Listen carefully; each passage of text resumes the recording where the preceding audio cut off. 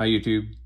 So let's say you're in the market for a new iPad and you came across a 10th gen, happens to be with 64 gigs of memory, and you're wondering if this is the right iPad for you. Because of the compelling price, a lot of people have that question. Well, stick around. We'll unpack this question for you in this video. Well, what I have in my hands is a 10th gen. Let me turn it around and show you. This one is a 10th gen, 64 gigs with Wi-Fi only, no cellular chip capability built into it. And we'll take a deeper look at the contents when I open the box. But you can see it has the adapter, the main iPad, and the charging cable, and that's about it. This happens to be a color blue, which is one of the many colors that iPad offers, and this one comes in. So next step, let's open it and see what it contains. So to unpack, all we need to do is pull these couple of tabs. And there goes the first one. And the second. And let me turn it around. And there it is. So the main machine is right on top of the box. Okay, so the iPad here is covered in a paper sleeve. I'll take that off in a moment. And here is the documentation. And we also have the power brick. This is a USB-C iPad, mind you, and no longer Lightning. And here's the power cord. And you can see at both ends, it's the USB-C. And what I also noticed is that these cords are now braided. I think Apple is increasingly creating braided cords instead of those white plasticky rubbery power cords, which tended to disintegrate over a few years. I always had that problem, but I like that these are braided. So anyway, that's really what comes out of the box. Okay, so let's take the iPad out of its sleeve. Should be super simple to do. It's a gorgeous blue metallic color.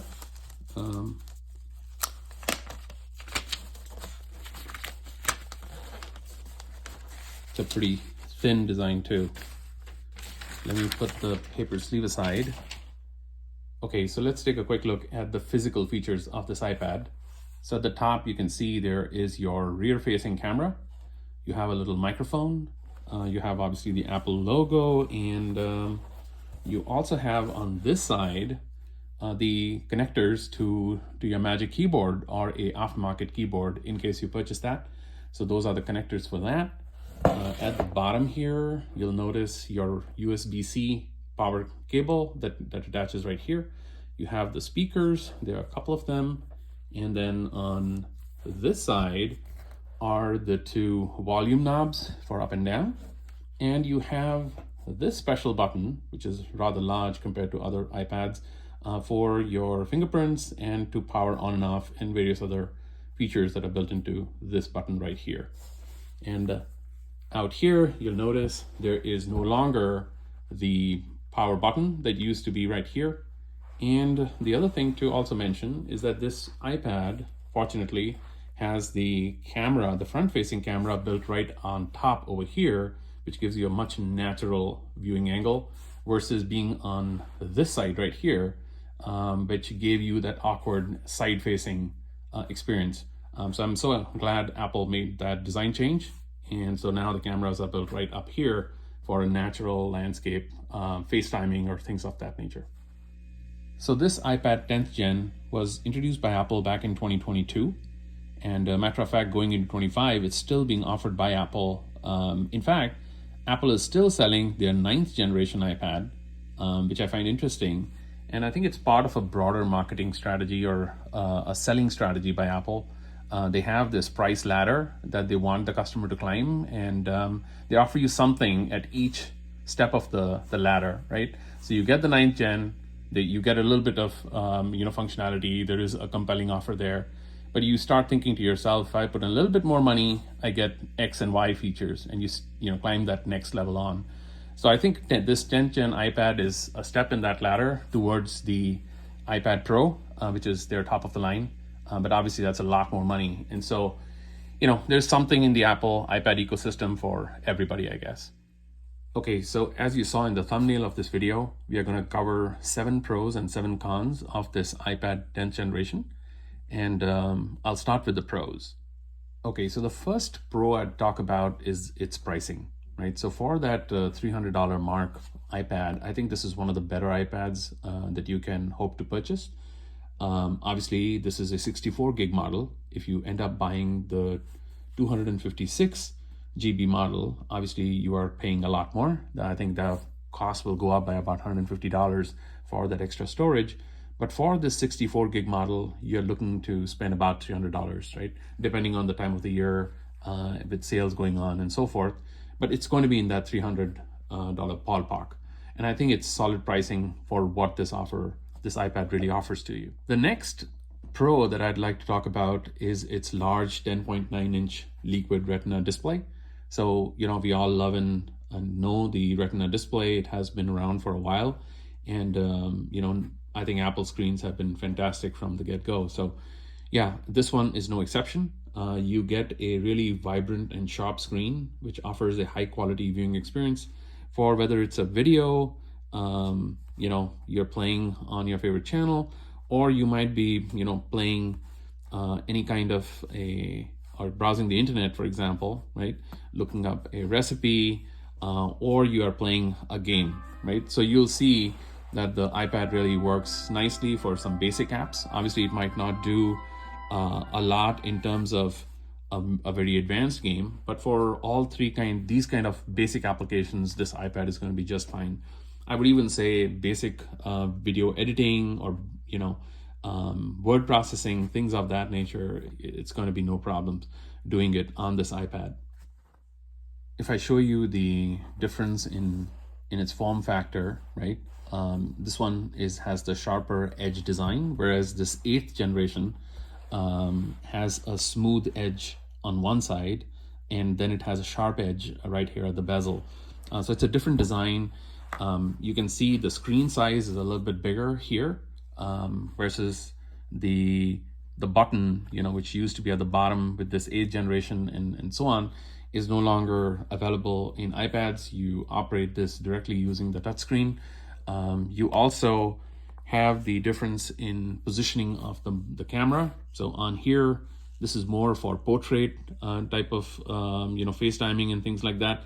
So you're going to get your camera placed out here, whereas in this 10th generation, the camera is placed right here, more for a experience that is centered around this kind of a landscape type approach. So it's a very different design philosophy, and I think this is a good change that Apple has made.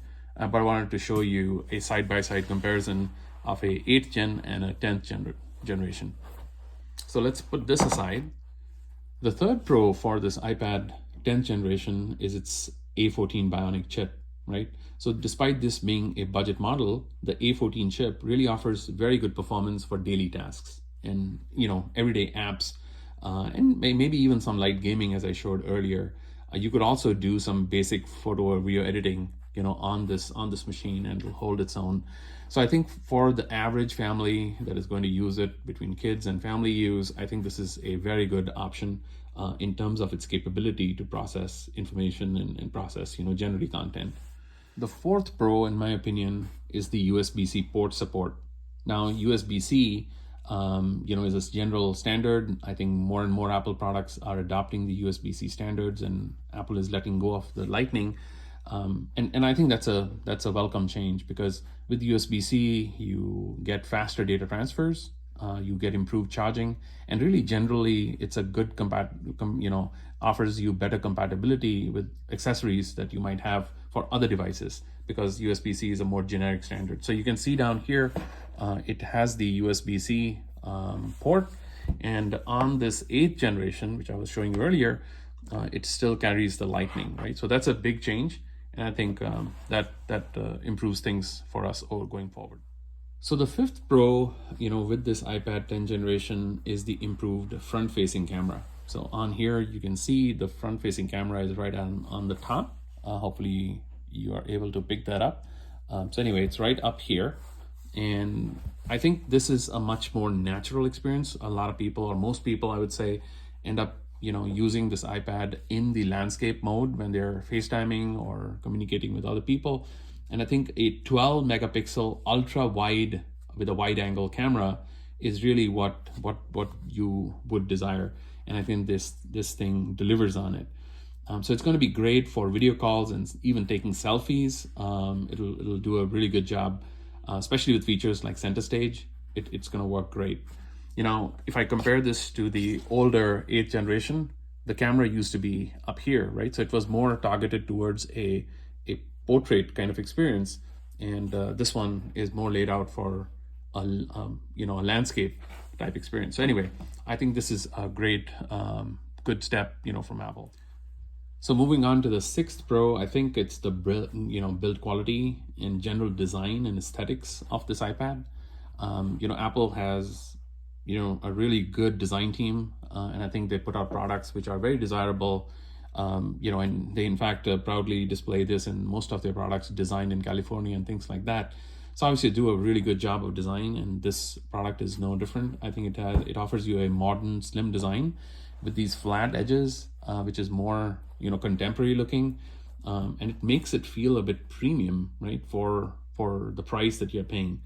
It's a added advantage that this thing comes in multiple colors. So as I showed you, this one is in a blue, but you can pick from a variety of colors that this iPad 10th generation comes in, and they will even offer you personalization options, as we are aware with a lot of Apple products. The 7th and last Pro I'd like to talk about is the iPad OS features. So obviously it supports the latest iPad OS 18 as of now. And with that iPad OS, you can really make use of multitasking. There's the split view, and obviously the support for Apple Pencil. The only caveat is that the Apple Pencil that this iPad supports is the 1st gen and not later generations, which is a bit of a bummer because in my opinion, the 1st gen is not ideal for this particular iPad, since this one uses USB-C, and the Apple Pencil 1st gen actually uses Lightning as its standard. So I think that's a bit of a mismatch. Not sure why Apple did that, but I think if you can live with that little compromise, so you have to use a separate Lightning connector for charging your Apple Pencil. You can't really use the native charging using the iPad itself, or use its power cable. Then that's the compromise you make. But it does support the 1st gen Apple Pencil. So moving on to the cons of this iPad 10th generation, there are 7 that I picked out for this one as well. The first one is its refresh rate, right? I think the highest refresh rate that you can expect on this iPad 10th gen is 60 hertz, which in my mind is not necessarily the best right now, since you'll probably see this as an issue if you're going to play any kind of a fast moving content. For example, if you're watching sports on this thing, like soccer or football, something like that, or if you're playing a game that requires a fast refresh rate, this iPad is not the best thing that you can buy, right? So be aware of that. If you're going to be using it for those kind of applications, it's not the best bet. But like I said, most people are not going to use the iPad for watching a game or play or high-end games on an iPad like this. So it's not necessarily a showstopper, but definitely a con in my book. So the second con is the limited Apple Pencil support. I kind of talked about it already. I think that's a little bit of a bummer that it does not really offer you anything beyond 1st gen support for the Apple Pencil. So you'll either need to buy an adapter to charge it, which is not as convenient as the magnetic charging system on newer iPads. But it's something to bear in mind as a con. So the third con in my book is it supports only 64 GB base storage, right? So the base model starts with just 64 GB of storage, which may feel limiting, I think, especially for users who plan to store lots of content, apps, or even general media. The next tier is 256 GB, which is a jump and not really a middle ground in my opinion, right? So I think Apple would have done a much better job if they had offered something in between 64 GB and 256, primarily because of the cost, right? And I think that's a gap, which I don't like, and I would count that as a con. The fourth one that I'd talk about is there's no Face ID in the screen. Unlike some higher end iPads, this model has Touch ID integrated into the power button, which is right here on the top, right? So this button right here is where it's integrated. And I think, it's not necessarily the best. It's not as seamless as Face ID or Touch ID on the screen. So, if Apple had provided that, I think that would have been really nice. But yeah, this is something to be aware of. It's not a huge deal. It does offer you that, fingerprint reading capability, but just using the button and no Face ID. The fifth one that I talk about is the single rear camera. So as you can see, there's only a single lens here. So the rear camera is decent for usual or casual shots, but really lacks the advanced capabilities of iPad Pro models, right? So obviously you're not going to be using this machine for any high-end photography or anything like that, or even taking some serious videos. But for your casual stuff, I think it'll be fine. Just bear in mind, it's not necessarily the best out there right now. The sixth con I talk about is the lack of pro level features, right? So while it's a good device for casual use, as I pointed out earlier, it doesn't have really pro level features like a higher quality display, pro level multitasking, or powerful specs, found on iPad Air or iPad Pro. Obviously you can get that for higher cost, but you don't get that, right, with this kind of a model. So could you do better in the iPad world? Absolutely. But that's a compromise you're making. And, because it's a compromise, I call it a con. Shouldn't surprise you, but it's a con.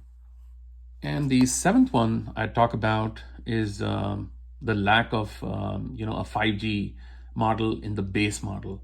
So the Wi-Fi only version is affordable, but if you want cellular connectivity, it'll cost you a lot more, which can be a downside if you need the latest network speed, right? So I think if you're not on a Wi-Fi and you're using its cellular connectivity, then that's something that I think I should be pointing out as a con.